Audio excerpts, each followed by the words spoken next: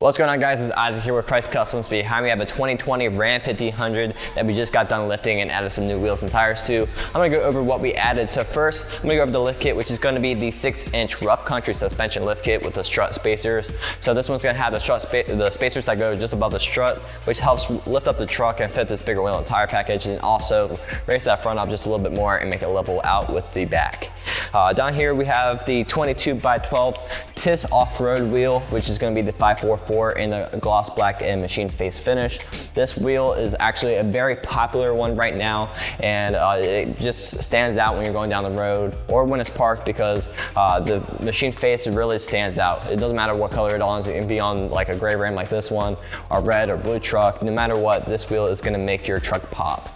This one's going to have about a negative 40 offset, which is going to give you about a 4.5 to 5 inch lip on this wheel, and also push that wheel and tire package out several inches and give it a nice wider stance. The tire is going to be a 35-1250 R22 Nitto Ridge Grappler, and this one is going to be a great hybrid tire. So if you guys are looking for something that's good to drive on every day, but also has a little bit of aggressive look and could go off-road if you would want to, this is going to be a great tire for you.